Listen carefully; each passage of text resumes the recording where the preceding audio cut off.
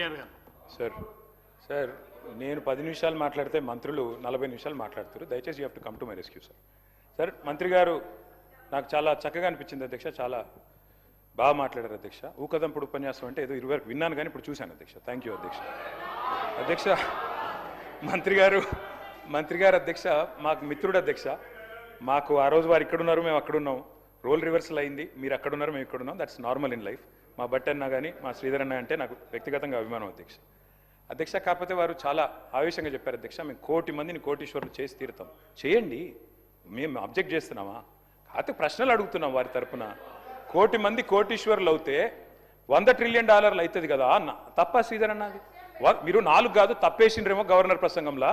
$4 trillion తప్పు చెప్పించిండ్రేమో, 100 ట్రిలియన్లు అని చెప్పించేది ఉండే. గవర్నర్ ప్రసంగంలో ఎట్లయితే ఐటీ నెంబర్స్ తప్పైనాయో ఇది కూడా తప్పైందేమో చూసుకోండి అని చెప్పిన. అది కూడా తప్పేనా? గంత ఆవేశం ఎందుకు అధ్యక్ష? 1 కోటి మందిని కోటీశ్వరులు చేసుడు దేవుడు ఎరుగు అధ్యక్ష. ఈ బడ్జెట్లో ఎల్లుండి బట్టిగారు పెట్టే దానిలో నెలకు 2,500 రూపాయలు ఇచ్చే మహాలక్ష్మి పథకం పెట్టండి అధ్యక్ష. కోటీశ్వరులు తర్వాత చేయండి, నెలకు 2,500 నా కథ కాదు అధ్యక్ష. 100 రోజుల్లో చేస్తామన్నారు అధ్యక్ష. 100 రోజుల్లో నెలకు 2,500 రూపాయలు ఇస్తామన్నారు. మరి దగ్గర 800 రోజులు అయిపోయింది. ఇప్పుడన్నా నిలబెట్టుకోండి అని రాష్ట్రంలోని మహిళల తరపున అడుగుతా ఉన్నాను అధ్యక్ష. మొదటి గవర్నర్ గారి ప్రసంగంలో, తమిళిసై గారి ప్రసంగంలో ఆ రోజు చెప్పించారు అధ్యక్ష. ఏమని? 1,00,000 కోట్లు వడ్డీ లేని రుణాలు ఇస్తాం, 1,00,000 కోట్లు ఇస్తాం వడ్డీ లేని రుణాలు అని చెప్పారు అధ్యక్ష. మరి నిన్న గవర్నర్ గారి ప్రసంగంలో వడ్డీ లేని రుణం అనేది మాయమైంది అధ్యక్ష. మరి ఆ స్కీమ్ ఏమైనా ఎత్తేస్తుండ్రా? ఉంటుందా? వడ్డీ లేని రుణం ఇప్పటికి రాష్ట్రంలో 2,000 కోట్లు బాకీ ఉన్నారు. మీరు మహిళా సంఘాలకి ఇస్తారా, ఇయ్యరా? ఆ స్కీమ్ ఉందా, తీసేస్తారా? ఎందుకంటే మొదటి గవర్నర్ ప్రసంగంలో 1,00,000 కోట్లు వడ్డీ లేని రుణాలు అన్నారు.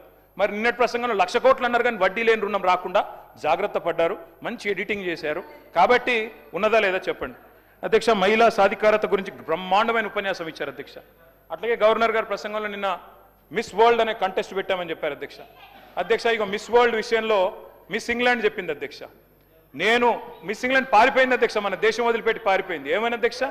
I was made to feel like a prostitute, I was exploited అని చెప్పి మిస్ ఇంగ్లాండ్ ఇచ్చిన మాట ఇది సన్ మ్యాగజైన్ లో. ఎవరు అధ్యక్ష దీనికి బాధ్యులు? ప్రభుత్వం. కేటీఆర్ గారు 10 ఇయర్స్ మినిస్టర్ గా చేసిండు కానీ ఆ మాటలు ప్రతిసారి సత్యదూరమైనటువంటి మాటలు పెట్టి అబద్ధాలను ఊరంతా ప్రచారం చేసుకోవాలనేదే వాళ్ళ కాన్సెప్ట్. ఇవాళ మేము మహిళలకు ఒక లక్ష్యంతో పనిచేస్తున్నాం. 1 కోటి మంది మహిళల్ని కోటీశ్వరులను చేయాలనుకున్నాం. అరే ఇప్పటి వరకు టౌన్లో, రూరల్లో 57,000 కోట్ల రూపాయలు వాళ్లకు బ్యాంకుల ద్వారా, స్త్రీనిధి ద్వారా ఇవ్వడం జరిగింది. మీ లెక్క మేము రెండోసారి అధికారానికి వచ్చినాక 1 రూపాయి కూడా మీరు మహిళలై వడ్డీ లేని రుణాలు ఇవ్వలేదు. పైగా 3,000 కోట్ల రూపాయలు వాళ్ళ మీద భారం పెట్టిపోయినరు. మేము ఈ 6 నెలలకు ఒకసారి, 3 నెలలకు ఒకసారి వాళ్ళ ఇచ్చిన ఇప్పటి వరకు దాదాపుగా 1,121 కోటి రూపాయలు, 1,121 కోట్ల రూపాయలు వాళ్ళ వడ్డీ డబ్బులను, అంటే వాళ్ళ వడ్డీని పే చేయడం జరిగింది. మేము ఎగ్గొట్టలే అధ్యక్ష, చేస్తూ ఉన్నాం. ఎందుకు ఇంత లేడీస్ అంటే మీకు అంత వ్యతిరేకం? అరే ఒక లక్ష్యం పెట్టుకున్నాము, ఆ లక్ష్యాన్ని, ఆ సంకల్పాన్ని రీచ్ కావాలనుకుంటున్నాము. మేము ఇవాళ మీరు మూతేసినటువంటి శిల్పారామం దగ్గర 106 షాప్స్ మహిళలకు వివిధ గ్రామాల నుంచి ఉత్పత్తి చేసినటువంటి వాళ్ళకు మార్కెట్ సౌకర్యం కల్పించినాం. మీరు ఫ్రీ బస్సు పెడితే కూడా దాని మీద అనేక రకాల సెటైర్లు, తప్పుడు ప్రచారాలు, తప్పుడు వీడియోలను చిత్రీకరించడం, ఇవన్నీ కూడా అది మీ వంతు. ఇది తప్పు, ఇది సరైనది కాదు. తరతరాల అణిచివేత నుంచి ఆత్మగౌరవంతో, అస్తిత్వంతో, ఆత్మవిశ్వాసంతో ముందుకొస్తున్నటువంటి ఆడవాళ్ళ వెంట సపోర్టుగా ఉండండి, సహకరించండి. అది నిర్ణయాధికారంలో కావచ్చు, కుటుంబ అధికారంలో కావచ్చు, రాజకీయ అధికారంలో కావచ్చు. నేను చెప్తాను అధ్యక్ష, ఒక ఉదాహరణ. మొన్న మా దగ్గర మేడారం అయింది. మేము వాళ్ళకు 6 కోట్ల రూపాయలతోటి 565 మందికి షాప్స్ పెట్టించినాం. మొత్తం వాళ్ళు with in few days, just 10 days నుంచి 15 డేస్లో 3,33 లక్షల రూపాయలు అదనంగా వాళ్ళు సంపాదించుకోవడం జరిగింది. టోటల్ వాళ్ళ ఇన్కమ్ ఎంత అంటే, మేము 6 కోట్లు పెడితే 9,33 లక్షల రూపాయలు వాళ్ళకి ఇన్కమ్ వచ్చింది అధ్యక్ష.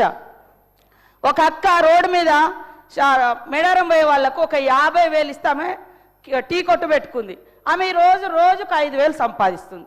ఇదే ఇప్ప పువ్వు, మవ్వ లడ్డు, వాళ్ళకు ఒక 50,000 నుంచి మేము స్టార్ట్ చేసి 2 లక్షలు ఇస్తే వాళ్ళు ఆ 3 మంత్స్లో టోటల్గా మొత్తం ఈ రోజులో 14 లక్షల రూపాయలు సంపాదించారు.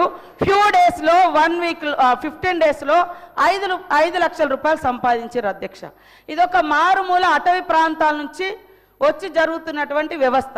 దాన్ని బట్టి మేము వాళ్ళందరికీ ఒక నమ్మకం ఇస్తున్నాం.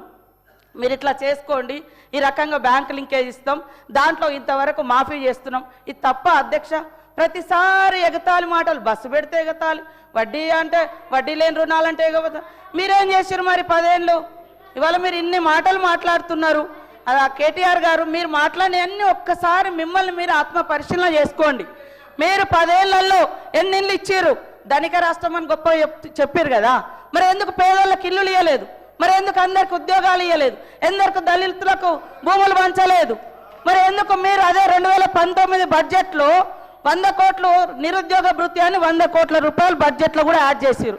మరి ఎందుకు ఇవ్వలేదు? ఎందుకు ఇవ్వలేదు అంటున్నా. చెప్పడానికి బాగానే ఉంది, మరి ఎందుకు చేయలేదు? ఇవాళ మీరు చేయలేదు. మీరు చెప్పండి, ఆడళ్ళ అభయహస్తం డబ్బులను కూడా మీరు వాడుకున్నారు, ఎందుకు ఇవ్వలేదు? ఎందుకు ఇవ్వలేదు? అప్పుడు వైఎస్ఆర్ గారి హయాంలో వాళ్ళు జమ చేసుకున్నారు, ఇవ్వలేదు. ఇప్పుడు మేము ఒక్కొక్కటి నెరవేర్చుకుంటూ వస్తున్నాం. మీరు ఏమంటారు? గ్యారంటీ ఒక్కటే అమలు చేయలే. అరే రైతు రుణమాఫీ, మీరు ఎట్టే టైంలో రైతు రుణమాఫీ అన్నారు, 10 ఏళ్లలో కూడా కంప్లీట్ చేయలేకపోయారు. అవే కదా అట్లా మిగిలి ఉన్నాయి. ఇవాళ 0 బిల్ ఇస్తలేమా? 200 యూనిట్ల కరెంట్ ఇస్తలేమా? 4.5 లక్షల ఇల్లులు, 4.5 లక్షల ఇల్లులు కూడా మాది గ్యారంటీలోనే కదా. ఏదైతే 6 గ్యారంటీలలో 4.5 లక్షల ఇల్లులు కూడా ఉంది, 5 లక్షల ఇల్లు. మరి మీరు ఎన్ని ఇల్లు ఇచ్చారు 10 ఏళ్ళలో చెప్పండి. ఇవాళ మీరు ఇవ్వకుండా మీరు ఎంతసేపు బదనం ఇది బంద్ చేయండి. ముఖ్యంగా ఆడళ్ళ పట్ల, అది మీ కుటుంబ సభ్యులైనా బయట మాలాంటి అక్క చెల్లెలైనా ఎదగనివ్వండి అని మేము మాట్లాడు. ఆడళ్ళ మీద నిష్ఠూరాలు ఎందుకు? ఆడళ్ళ బస్సుల మీద నిష్ఠూరాలు ఎందుకు? ఆడళ్ళ వడ్డీ లేని రుణాల మీద నిష్ఠూరాలు ఎందుకు? కాబట్టి ఈరోజు మీరు చేసినటువంటి అప్పుల కుప్ప మూలంగానే ఈరోజు ఈ ప్రభుత్వం అనుకున్న నిర్ణయాలను ఇంకా కంప్లీట్ చేయలేకపోయినాం. మీరు అంతా ధనిక రాష్ట్రం అన్నప్పుడు మీరు ఇచ్చిన హామీలన్నీ ఎందుకు అమలు చేయలేకపోయారో గదానికి ముందు చెప్పండి.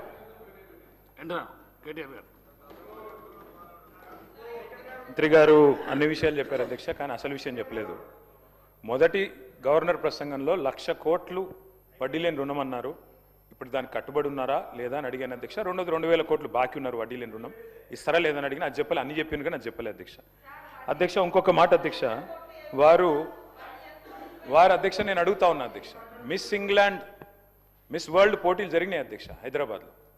మిస్ ఇంగ్లాండ్ మీలా మ్యాగీ అనే అమ్మాయి ఇక్కడ నుంచి పారిపోయి సన్ మ్యాగజైన్కి ఇంటర్వ్యూ ఇచ్చి అందులో చెప్పింది అధ్యక్ష, అక్కడి నిర్వాహకులు నన్ను ఇబ్బంది పెట్టారు, ఎక్స్ప్లాయిట్ చేశారు, they have sexually exploited me, they have treated me like a prostitute. నా వర్డ్ కాదు, they have treated me like a prostitute. ఎవరి మీద చర్య తీసుకుంటారు దీనికి? ఎవరు బాధ్యులు దీనికి? గవర్నర్ గారి ప్రసంగం మీద మాట్లాడండి. కేటీఆర్ గారు మీకు ఇచ్చిన సమయాన్ని సద్వినియోగం, గవర్నర్ గారి ప్రసంగం మీద మాట్లాడండి. మీరు బయట పేపర్లను తీసుకొస్తాం, మాట్లాడండి. గవర్నర్ గారి ప్రసంగం మీద మాట్లాడండి. స్పీకర్ సార్, గవర్నర్ గారి ప్రసంగంలోదే మాట్లాడుతున్నారు స్పీకర్ గారు. I'm speaking on governors address only. మీరు వినండి. మిస్ వరల్డ్ పోటీలు మాట్లాడండి. మీరు బయట పేపర్ అన్ని కట్టింగ్ తీసుకొచ్చి మాట్లాడుతూ ఎట్లా? మిస్ వరల్డ్ పోటీల గురించి చెప్పలేదా గవర్నర్ గారిని? గవర్నర్ గారి ప్రసంగం దాని మీదే మాట్లాడుతున్నా. మాట్లాడండి. మిస్ వరల్డ్ అందాల పోటీల గురించి చెప్పారా లేదా గవర్నర్ గారు? ఈ అమ్మాయి సిట్ వేయండి, స్పెషల్ ఇన్వెస్టిగేషన్ టీం వేయండి, వెంటనే కాన్స్టిట్యూట్ చేయండి. అమ్మాయికి అన్యాయం జరిగింది, దేశం పరువు తీశారు మీరు, భారతదేశం పరువు విదేశాల్లో తీశారు. సిగ్గు మీరు. డిప్యూటీ సీఎం గారు